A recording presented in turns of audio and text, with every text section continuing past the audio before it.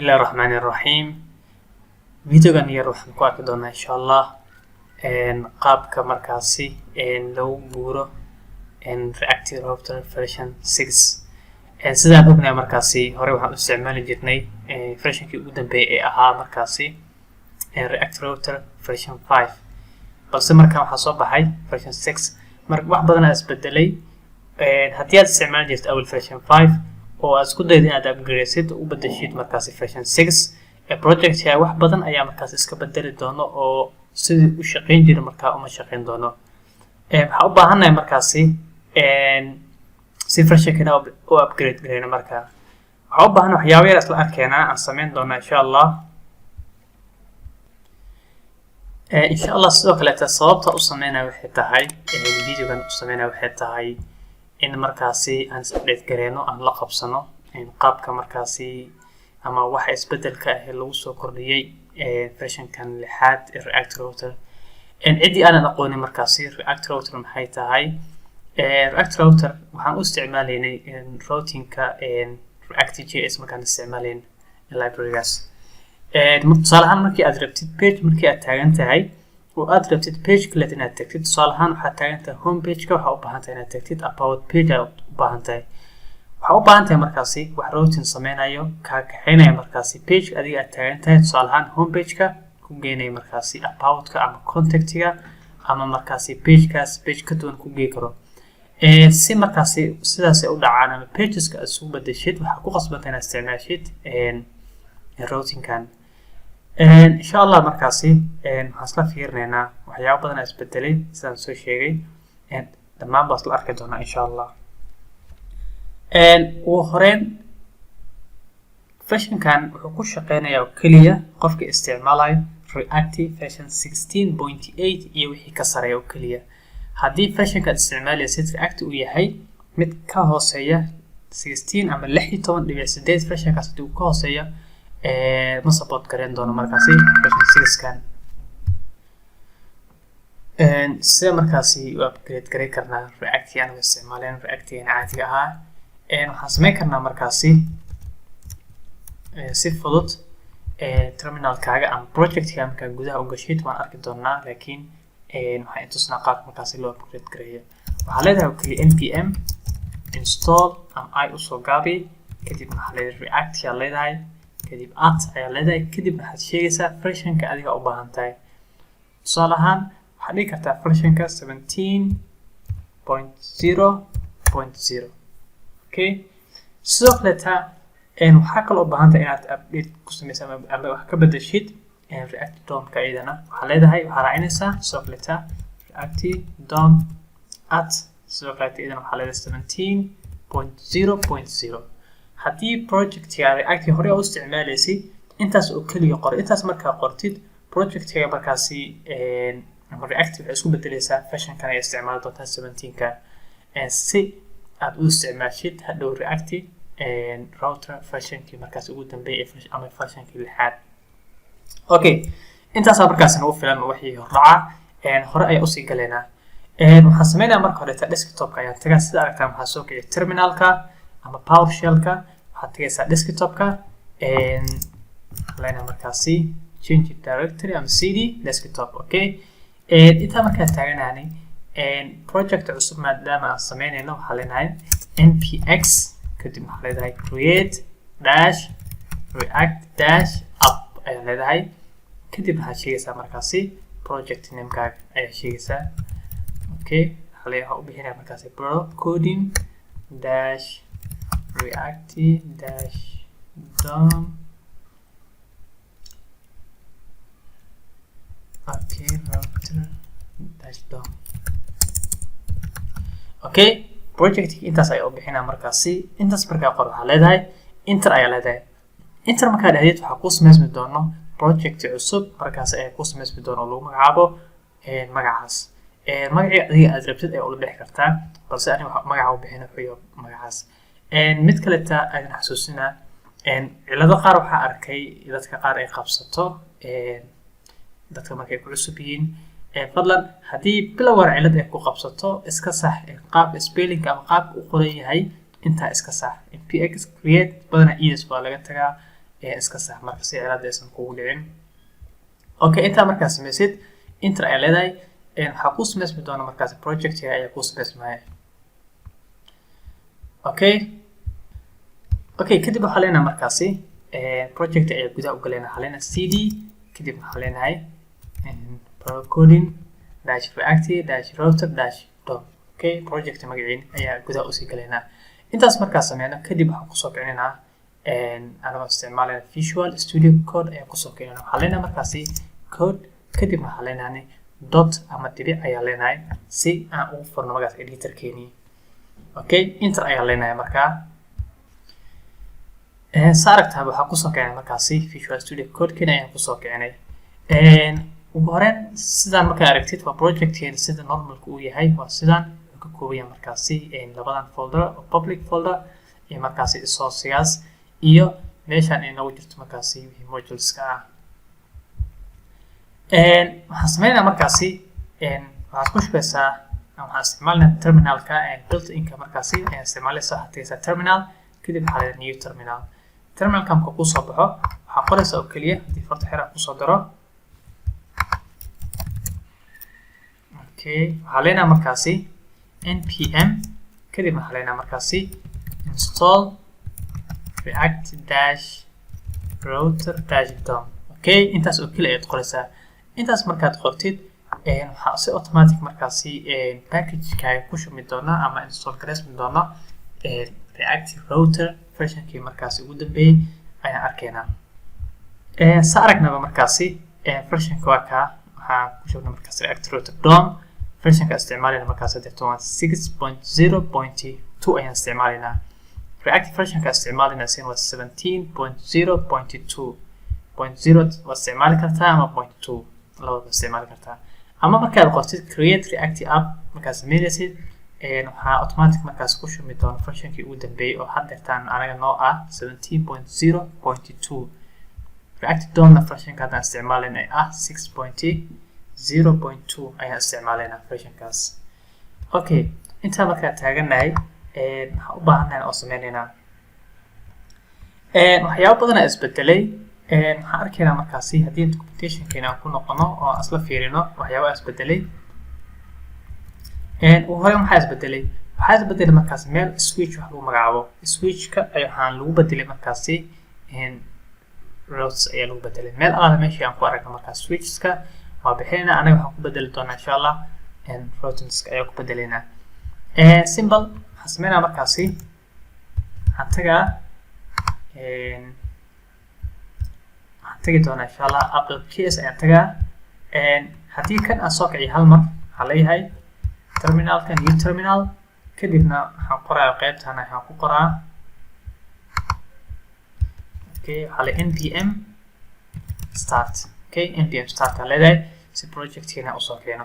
aragna markaas project-keeni qaabka markaa u muuqdo. Okay, inta uu soo furmayo minimize iska leenahay waxaa leenahay markaasi control kadibna g ayaa leenahay si minimize u sameyno. Okay, maxaa u baahannahay markaasi waxaa import kusoo sameynayaa waxaa leeyahay import kadib maxaa sheegaya markaasi parenthesis-kaas gudihiisa waxaa leeyahay okay from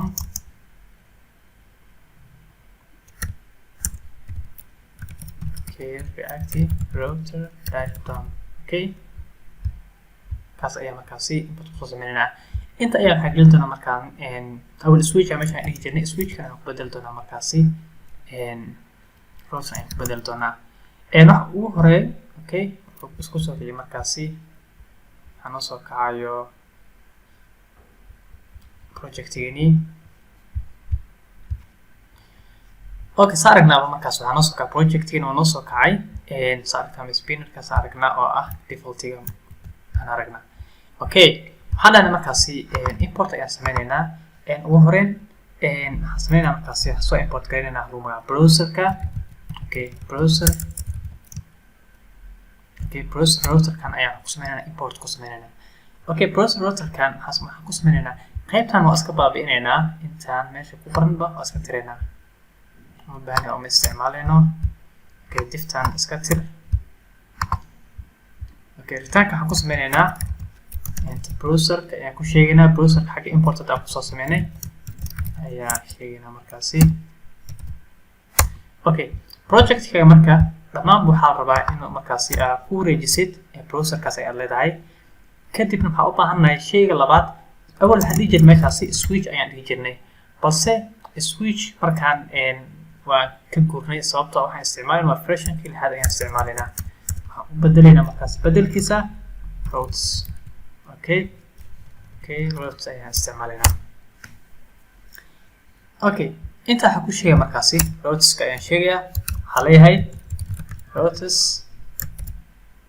okay isagan inta ayaan ku dhex qorayaa markaasi wixii allaala wixii markaasi aan u baahdo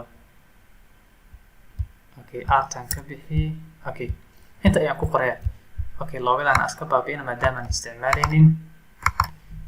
css-kan xitaa aan iska baabi'ina aan isticmaalina labadasba okay intaa markay taaganahay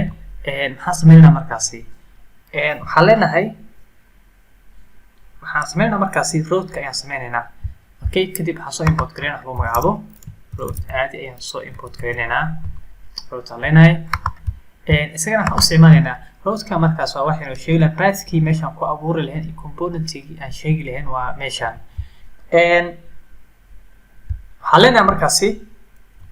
qaybtan waxaan ku leenahay road ayaan leenahay balse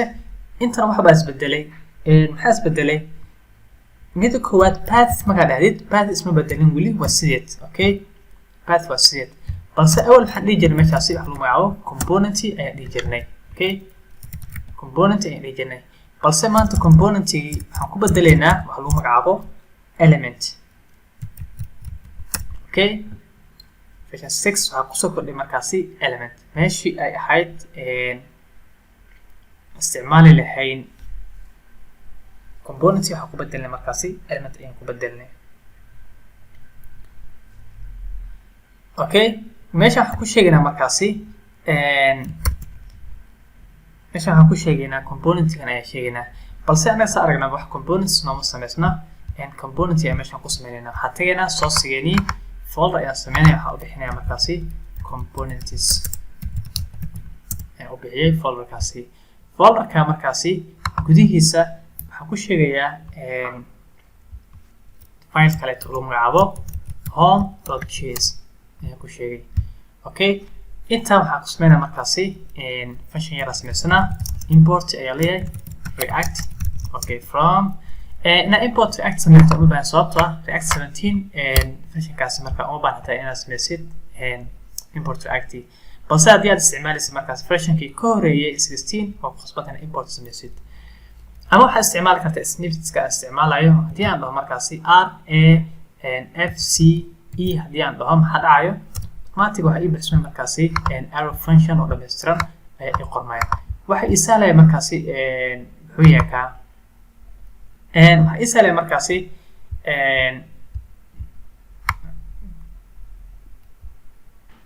waxaa ii sahlaya markaasi waa es7 reactive snippetskan kana markaasi ii sahlayo in oo isii markaasi boilerplate-kaas diyaarsan kaas ayaan soo gareynaysaa okay intaa markaas sameeyo test yar waxaan saga qorayaa markaasi here okay home page okay sample aan soo qor home page aan ku qoray okay intaa markaas maxaa leeyahay import ayaan sameyn home page-ka import kusoo sameynaya waxaa leeyahay import home from okay xagga import kasoo sameynaya markaasi components-ka ayaa kasoo sameynayaa okay dib u laabo slash dheh kadib waxaa qoraysaa components okay components slash aa leenahay kadib waxaa sii sheegaynaa markaasi home ayaa sheegaynaa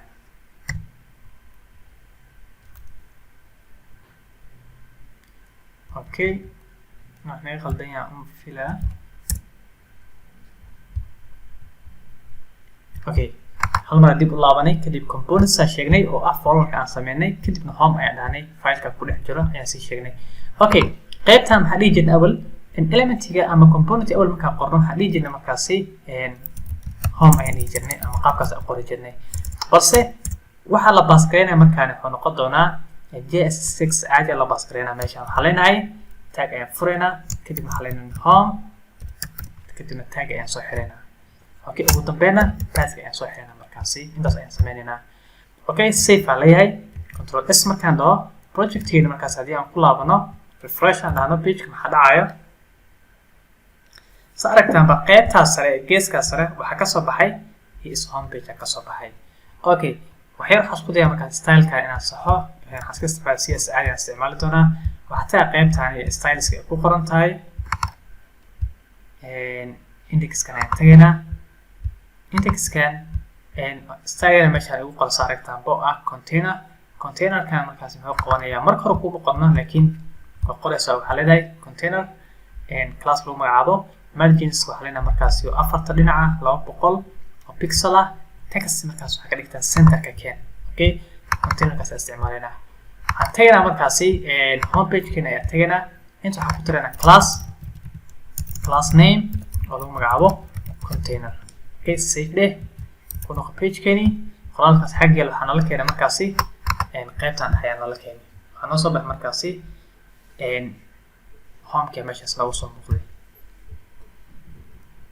okay hadda waxaa isla fahnay markaasi qaabka markaasi rotorski iyo wixii la mid ah markaasi qaabkii u sameynayna okay mid xigtaan arki doono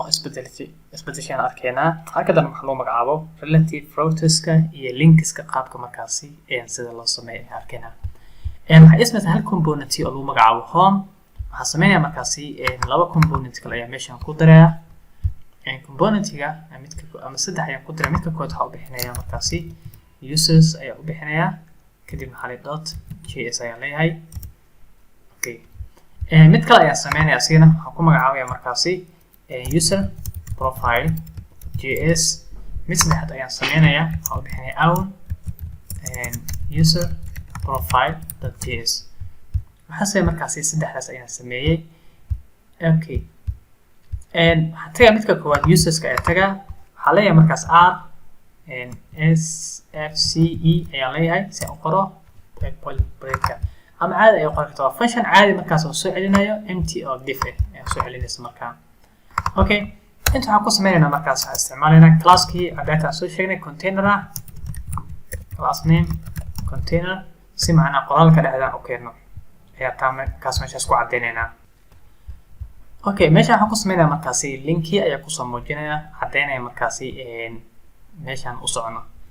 waxaan leenahay markaas nav okay tagaas aan isticmaalaynaa inta ayaan dhexgelinaa markaasi link ayaan ku sameynaynaa okay linki waxaan u baahanahay markaas import kusoo sameyno waxaan leenahay markaas import link okay from reactive router dom okay haga kaga soo sameynaa markaasi importiga okay linkiyan maxaa prop u qaadan waxay tahay to oo ah waxaa sheegaysaa meesha uu aaday ayaan sheegaynaa waxaa leenahay markaasi waxaa helaysaa componentiga me tusaale ahaan waxaan rabnaa userka profilekiisa ama inuu tago ayaa u baahanahay markaasi ama own user profileka inaad tagno qofka profilekiisa inuu tago u baahanahay okay kadib waxaa leenahay markaasi waa xireynaa balse waxaa u baahanahay markaas class yar ayaan ku daraynaa meeshaan classkaas waxaan ku darayna waxay tahay waxaan leenahay classkan markaa fiirisid css-keen waxaa noo sameysaa markaasi class kaleeto oo magacaabo navlinki okay navlinki maxaa noo qabanaa markaasi navlinki waxaa noo qabanaa keliya waxaa leeyahay margin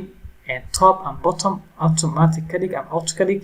left iyo right 20 pixel kasoo siko text decorationka markaasi none day colorka black day font weight waxaa ka dhignay markaasi 600 font size waxaa ka dhignay large ayaan isticmaalinaa okay marka class waxaa leenahay nav dash link ayaa leenahay kaas ayaan isticmaalinaa magacaan u bixinayno inta ayaan kasoo xirin slash link dheh inta kasoo xirin okay qaybtan dhex markaas waxaan ku qoraynaa profile my profile okay my profile ayaan ku qoray okay linkiga labaad aan sameynayo muxuu yahay isigana waxaa leeyahay midka profileka ah waxaa rabaa hadhow me markaan tago inuu igeeyo markaasi own user profile inuu geeyo midka kaleetana inuu geeyo markaasi user profileka caadiga inuu geeyo okay asna classka aan kusoo xiray waxaa leeyahay navlinki okay isagana xaguu aadaa markaasi isagana waxaa leeyahay markaasi waxaan dhihi karaa markaasi user profile-ka ama waxaan leeyahay markaasi user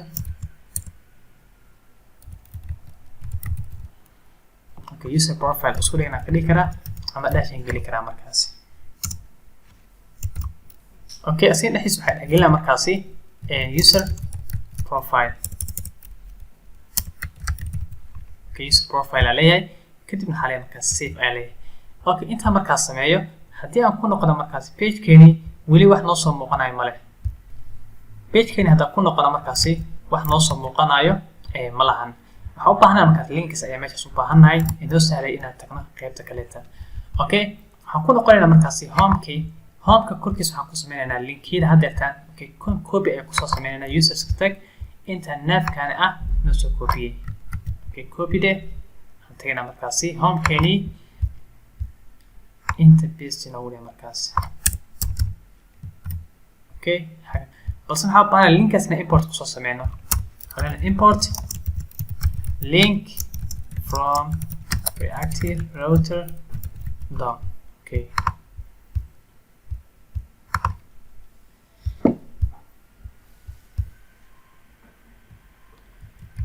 saddex link ayaa ka dhigaynaa midna waxaa ka dhigaynaa markaasi homeka inuu imaado ayaa ka dhigaynaa kana copy de kana waxaa lena markaasi inuu gei karo home page ayaa gei karaa tuna waxay tahay slash oo keliya lena save de haddii aan ku noqono markaasi meesheeni sababtoo ah waxaa noo soo baxay homekii qoraal yar meeshaan ku qoraynaa diftan hoostiisa waxaan bixinaa markaasi dif kaleeta dif ayaa leenahay difkan waxaan ku qoraynaa markaasi h1 waxaan leenahay homepage asaga qoraynaa class ayaa meeshaan siinaa classka aan siinaa waxay tahay inkaan ku noqono qaybteen css-keeni waxaan child container ayaan isticmaalnaa classkaas oo ah qaybta sare top ayuu kasoo sikanaa markaasi ilaa 50 pixel ayuu kasoo sikanaa child container kaliya waxaa ku qoran hal xabo ah margin top 50 pixel save de kadib aan ku noqono pagekeeni refresh waa kaa noo soo baxay home my profile user profile intaas haddii homeka aan taabto waa homeka ayaan tagana waxba isma bedelin haddii aan taabto markaasi my profile maxaa dhacayo waxaa dhacaysa aragtaanba my profile card wuxuu igeeyey /me ayuu igeeyey balse /me wax ku qoran ma lahan wax noo soo baxay male back de haddii aan fiirino sidoo kaleeta users haddii aan fiirino sidoo kale waxba nooma soo baxaayo see markaasi aan ku sameyn karnaa si inay soo muuqdaan see u sameyn karnaa waxaan ku khasbanaa marka koowaad inaan isticmaalno wax lagu magacaabo relative routers and links ayaan isticmaalaynaa waxaan tagaynaa qaybteeni appkeeni inta waxaan ku sameynaa markaasi route kaleeta waxaa leenahay route pathka waxaa leenahay markaasi users ama user ayaan leeyahay elementiga aan sheegaa markaasi muxuu noqonayaa kadib maxaa leeyahay markaasi user intan markaan out import ayuu noo sameynaya waa kaas xag kasoo muuqday userskaas balse anaga users kaliya ma baahna waxaa u baahanaya marka userska markii la tago hadda haddii aan fiirino qaybta userska gudihiis waxaa ku jira markaasi laba link kaleeto ah my profile user profile misle haddii aan ku darno waxaan iska soo koobiyeynaynaa home page aan ku daraynaa si haddii hadhow aan rabno inaan aadno homeka aan aadi karno waxaan iska tiraynaa save node users hadda markaan fiirino intaas ayaa noogu qoran waxaan ku noqonaynaa markaas appkeeni kadib inta noo soo xiray balse anaga keliya uma baahni hadda save markaan dhaho waan ku noqday meesheeni haddii aan tagaa dirtan home oo isla homekii my profile haddii aan tago waa aragtaa waxba isma bedelin oo wuxuu tagay me oo keliya ayuu tagay intana sidaas la mid ah markaas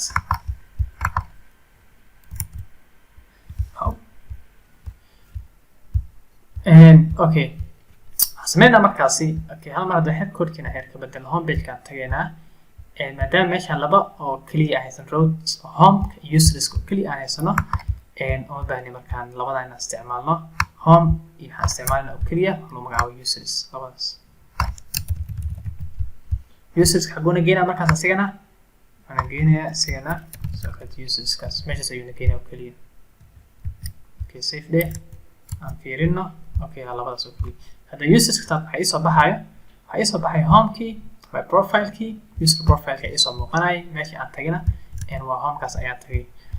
okay waxaan rabnaa markaasi maadaama aan sameynayno anaga relative roads aan sameynayno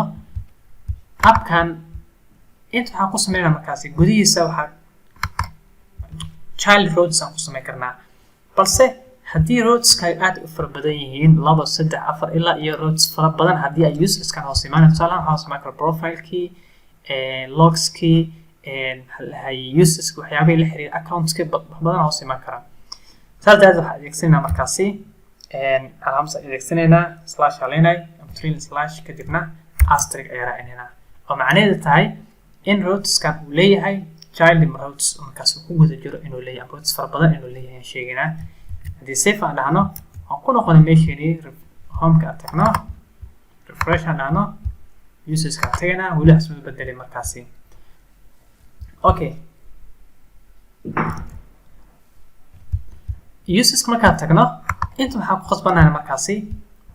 link kuwan labada meesha kan without user iyo user kan labadan inay inta ka soo saarnaa rabnaa inta ka soo muujino labadan haddii aan generate gareyno waxaa leenahay markaas rscf okay inta waxaan ku qoraa markaasi okay class u bixinaa container aan leeyahay container kan waxa dhex gelinaa markaasi h1 ay iska adeegsanaa waxaan ku qoraa markaasi user profile sida aqoonsado okay kan copy na u sameey simple midka kale noo geey paste oo meeshaas kaliya meesha user profile dhaanay waxaan ka dhiganaa comment own user profile okay own user profile intana sida flata own user profile okay save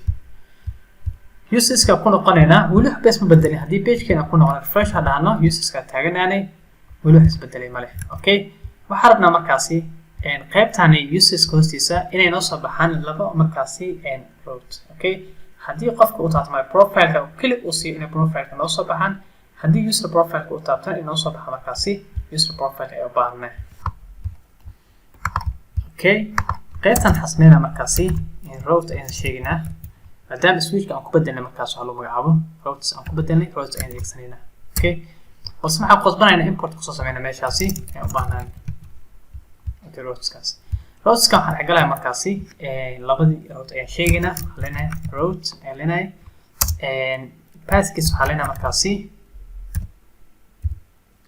okay midka koowaad maadaama user profile uu yahay dynamic ayaa ka dhiganaa meeshaan waxaan ka dhigan dynamic okay meeshaan aan user profile aan ka dhigay aan bedelo si number ka dhigayna si aan u ogaano markaasi wixii dynamic aan qaabka loo isticmaalay midka code kan dynamic ka dhigana waxa leenahay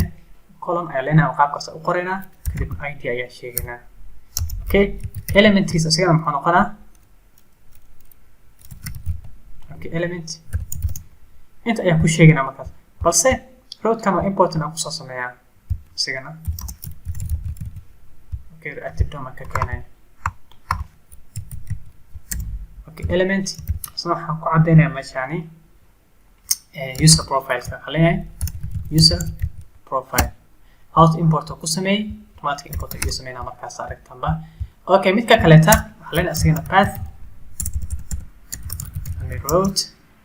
kadib waxa leenahay markaas path okay path kisma waxa leenahay asagana me element okay tag offer okay own user profile okay asna auto import ayuu noo sameeyay markaas okay inta aan soo xirno kana sidaas la mid ah markaasi aan soo xirno okay save baa leenahay aan ku noqonaynaa markaasi page keeni aan ku noqono weli hadda nama soo bixin. haddii aan taabto markaas my profile click haddii aan maxaa dhacayo my profile taabana /me maxaa noo soo baxay own user profile oo aragtaa noo soo muuqday. haddii aan taabto user profile haddii aan click siiyo maxaa dhahay number 2 maxay soo baxay user profile-kii ay isoo muuqanay. routes aragtaa laakiin homepage markaan taabto homepage maxaa ku soo cadiyay aniga laba road oo kaliya midna home ah midna users ah. hadda users kaas waxay soo baxayo routes markaas users ka soo imaanay my profile-kii waxay imaanay markaas user profile-kii aragtaa xagga isbedelaysa.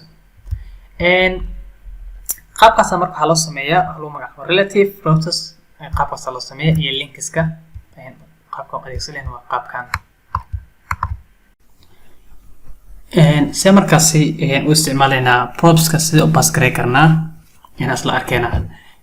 xasbeena si markaasi prob pass garayna si simple ah meeshan aan sheegnay markaasi elementiga ah ama JSX ka ku sheegnay waxaan pass garayna markaasi aan rabnaa tusaale ahaan username-ka username-kaas waxaan leenahay waxaan u bixinaa markaasi coding. okay username kaasaan pass garayna markaasi sidee markaasi dataas aan ku heli karaa waxaan pass garayna u fiirso waa user profile-ka. waxaan tagay markaasi user profile-ka qaybtaan markaas waxa ku sheegay markaasi props ayaa leeyahay kadibna inta waxaan ku sameeyaa markaasi console.log waxaan arkayaa markaasi iska soco console.log kadibna waxaa leeyahay markaasi broadcast ayaan sheegayaa. save markaan dhaho waxaan ku noqonayaa markaasi page-keedii ayaa ku noqonaynaa refresh aan leeyahay. haddii aan tago markaasi users haddii aan tago inta u fiirso kadibna aan tago markaasi user profile-ka inta maxaa ka soo baxay waxaa ka soo probka hadda aan soo pass garayno username-ka pro coding. okay inta inaan ka soo muujinaa rabnaa markaasi waxaan tagaynaa qaybtan iska tagaynaa waxaan markaas h2 ayaa sheegaynaa h2 waxaan soo pass garaynaa markaasi waxaan leenahay props.username maadaama username-ka objectgaas ay pass garayno inta waxaan ku sheegaynaa markaasi waxaan leenahay username. okay save markaa dhahno haddii aan ku noqono meesheenii inta ay kasoo noqon saarkan username-ki maxaa noo pro coding ayaa markaasi username-ka noo sidaas oo sahlan ayaa markaasi aad u pass garay kartaa propska. marka faa'iidada uu leeyahay markaas elementska aan isticmaalayno taa ayaa ka mid ah. sidoo kale markaan waxaan arki doonaa outletskan markaas qaabka ayada loo isticmaalay. okay markaan ku cusub qaybtan outletskan marka dad waxaan soo sameynay haddii appkeena bilow aan tagno waxaan u magacaabo trailing/kaas ayaan soo sameynay asterisk ah oo macnaheedu tahay nested routes in gudaha ku jiro. haddii markaas routeska aad u fara badan yihiin qaabkan ayaa qurxoon inaad isticmaashid / kadib xidig aad ayaa qurxoon kadibna markaas userskan gudihiisna aad ku sheegtid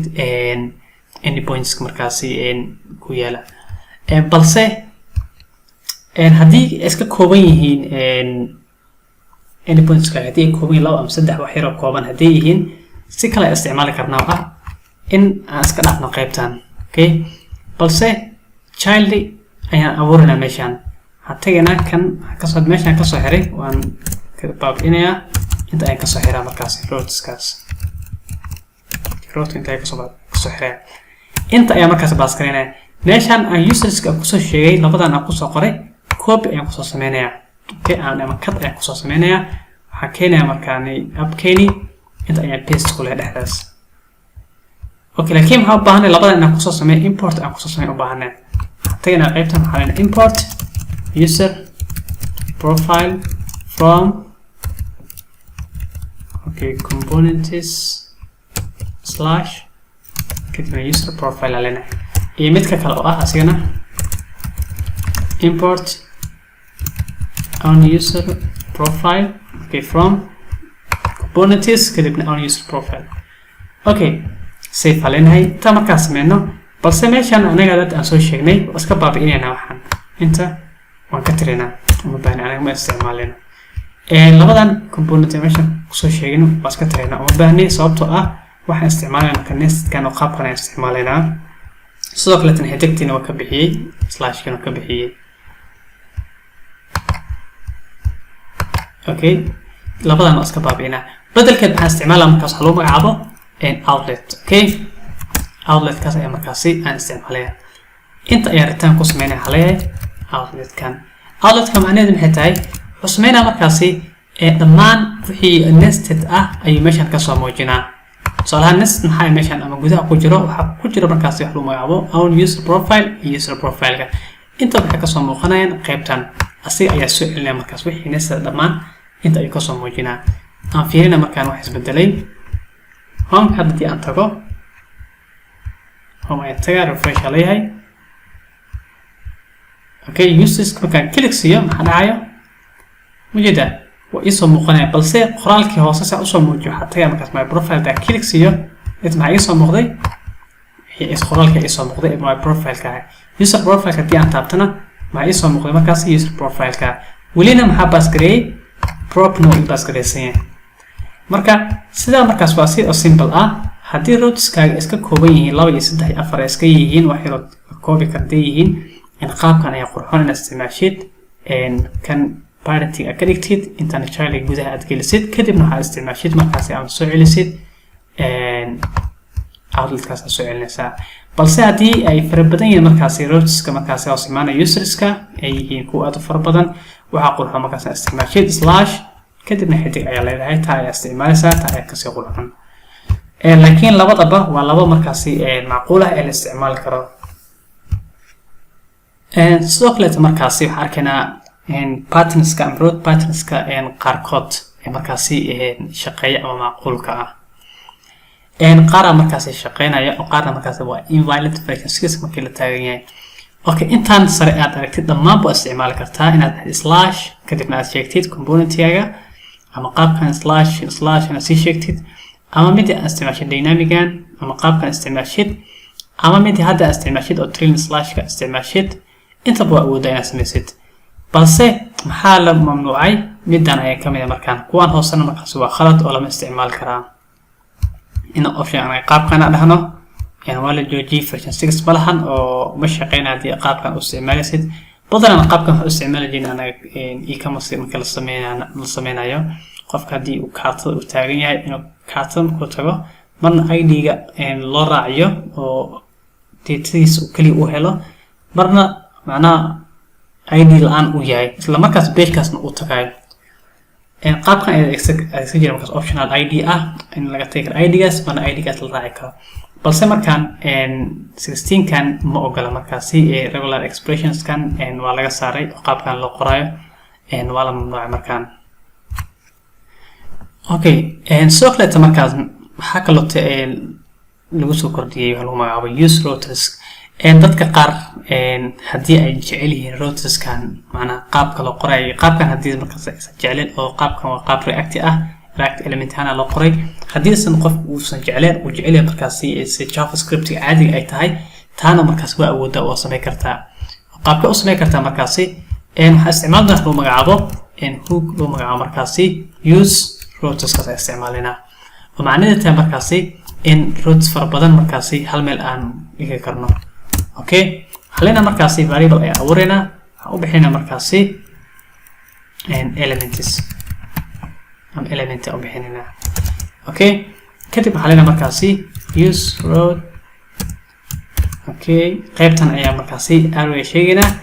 array gudihiisa ayaa markaasi pass gareynaa okay simple halina objects ka abuurayna object-kan wuxuu ka kooban yahay laba property midka koowaad oo ah path-ka koowaad sheegayna oo markaasi ah kan halna path koowaad waa slash home ayuu tagayaa okay elementigiisna wuxuu noqonayaa markaasi elementigiisna wuxuu noqonayaa isagana leenahay laakiin qaybta waxaa u sheegaysaa qaabta JSX component ana JSX ana u sheegaysaa len home okay qaabkaas leenahay markaa ka okay midka xiga asna sidaas lama users-kan asna waxaa leenahay halena markaasi path-kiisa slash users leenahay sigan elementigiisna maxaa leenahay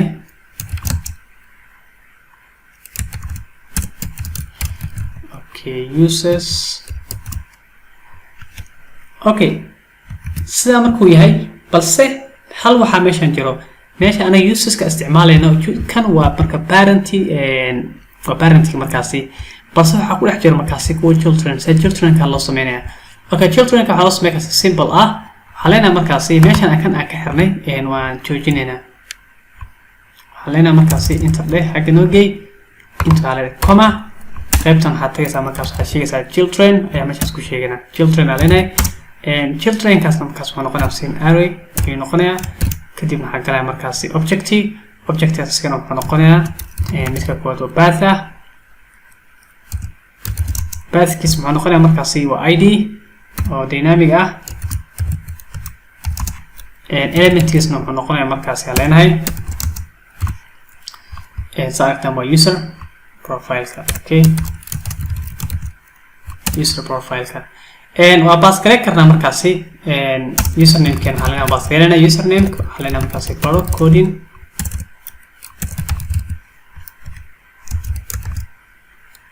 okay midka xiga asna objective xiga halena markaasi amroad xiga sheegayna isaga hadii aan fiirino waa slash waa me oo own user profile ka asna halena me element kiisna isagana waa noqonaya okay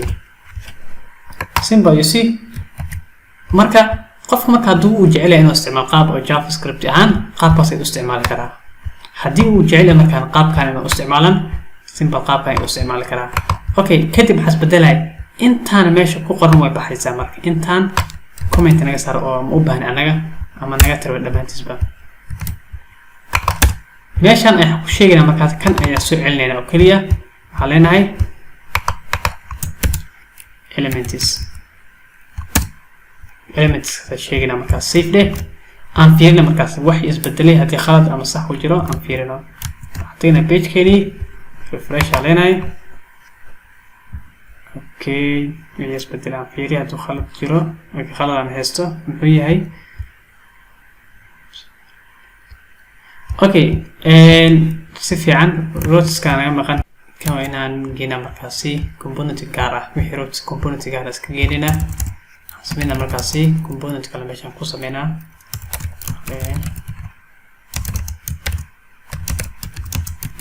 okay meeshan ku sheeg elementigan ama elements ka kadre qaybtan sargay kaliya magaca elements ka element u bedelay macna markaas variable name ka kadib return ku sameey markaasi elementigan okay qaybtan markaas element ka dhahay kaliya waxaan ku soo reebnaa markaas browser routes ka soo reebnaa kadib waxaan soo celinaa markaan component kan haleenay routes okay simple intaas haleenay save haleenay kadib ku noqon page keeni aan fiirino refresh okay wax walba markaas way noo shaqeynayaan anaga markaan isticmaalno qaab routes iyo javascript aan u isticmaalayno waxaan tagi karnaa users key my profile user profile inta okay prop ko pass kare karna prop se pass kare haleenani username okay prop coding save day refresh page kasi saartan waxaan soo noqdo kasi prop ka amkaas soo pass kareen qaabkaas markaas waxa u isticmaali kartaa uu magacaabo use routes kasi qaabkaas ay markaas u isticmaali kartaa waxa kale markaan la soo kordhiyay wax lagu magacaabo abul waxa isticmaali jirnay history.push marka meel click sisid waxa arkaysaa markaasi ama meel inuu ku geeyo ama meel kale inuu ku geeyo okay su'aalahan markii aan tagno hadirtaan xasmeynayna my profile marka tagno xarabna daqiiqada kadib ama 5 second kadib inuu home page ku soo celiyo okay waxaan leenahay waxaan tagaynaa markaasi user profile ka and my own profile ka tagayna isticmaalna markaasi waxaan magacaabo use effect wiskaas iska isticmaaleyna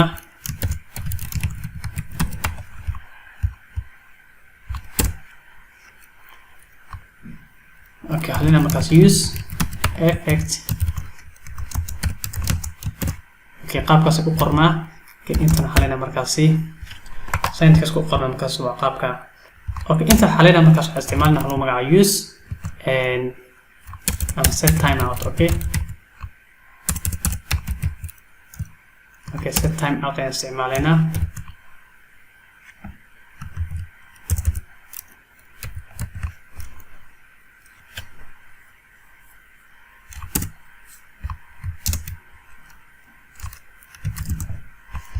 Okay, asay dhameystira markaa set timeout wuxuu soo celinaa markaasi empty function meeshaan time ku sheegana markaa 5 second. Okay, 5 second waxaan u qoraynaa ilaa 5 kun ayaan u qoraynaa. waxaana markaasi aan fiirin awal adeegsan jiray loo magacaabo use history dana import use history from ama inta ku sameey jirnay hadii jirnay meeshaan history program oo soo baas garay jirnay kadib waxa dhigay markaasi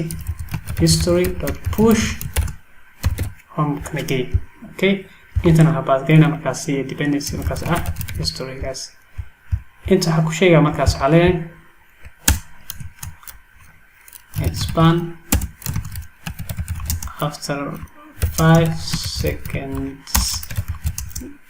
you will be redirected to home page. Okay, 5 seconds kadib markaas waxa sheegnaa in home page qofka la geenayo. Save markaan baadi aan ku noqdo meeshani. Okay, refresh alayhay 5 seconds sugayna markaasi 1 2 3 4 5. Okay, mujada ilaa soo bax sababtoo ah waxa adeegsan aniga wax loo magacaabo history.push. History.push markaan lama isticmaalayo markii la taagan yahay version 6 routerka. Okay, waxaan ku bedelaynaa markaan hadagana waxaan isticmaal doonaa ku loo magacaabo use navigation. Halay markaas import use navigate ayaa leeyahay from active router DOM. Okay, kan iska tirina markaasi meesha aan dhahnay markaasi history aan ku bedel navigate ayaan ku bedel doonaa balse waxaan sheegnaa marka hore halinahay waan diyaarinahay let navigate equal use navigate. Okay, history aan ku bedelay markaasi navigate push markaas ugu baahni qaabkaas oo kaliya leenahay dependency markaas waxa ka dhiganaa markaasi navigate kaas. Save leenahay hadii aan ku noqdo page kaliya refresh dhahno 5 second ayaan sugaynaa. waa 1 2 3 4 5. Okay, wajida home page ka markaas la geeyay. hadii aan marka lagu noqono my profile kayga waxaan soo ilaa 5 second 5 second kadib markaasi waxa la geyn doona home page kayga keen saaragtaan home page ayaa la geeyay. marka inta ayaan ku joojinaya markaasi isbedelo badan ayaa dhacay. hadii aan soo koobo markaasi ama sameeyo ka sameey waxa ku qasbantahay markaasi in isticmaashid version 16.8 oo react ah in isticmaashid react DOM labadaba oo yaraan waa version ka 16 si aad u isticmaashid meeshii switch la dhigi jiray dhamaan waxa loo bedelay markaas routers ayaa loo bedelay. sidoo kale markaas waxa soo aragnay trailing slash soo aragnay markaasi asterisk nested si loo sameeyo ama related routers si loo sameeyo. waxa soo aragnay faa'iidooyinka markaasi react element ee leedahay oo ay aan soo qaadan markaasi products markaas la pass gareeyo. waxa kale soo aragnay si loo isticmaalo outlet-ka oo ay nested-ka markaasi kamid ah. waxa kale markaas soo aragnay valid path-ka ama route path-ka patterns-kaasi soo aragnay. waxa kale soo aragnay use routers-ka soo aragnay oo qofkii markaas javascript xiisaynaya qaabka loo qor ahaan u isticmaali karo. waxa kale soo ogaana markaasi use history markaasi in laga tago version 5 oo ku ekaay version 6 la isticmaalo loo magacaabo use navigation. fadlan hadii waxa fahmaysid ciladaha hadii ku qabsadaan markii aad sameynaysid projectyada xiga ee React oo isticmaalaysid React version 6 waad igala soo xiriiri kartaa qaybta Discord-ka hoos linki hoos ku yaala click see groups-kaas markaasi ku soo bir wixii cilad aad qabtidna xagga soo dhig waa lagu xal doonaa insha Allah. ugu dambeyn qofkii markaasi ku cusub channel-ka subscribe hanoo sameeyo like iyo comment inta waa sameeyo asxaabtiisa markaas la share gareysay ugu faa'iideystaan igana.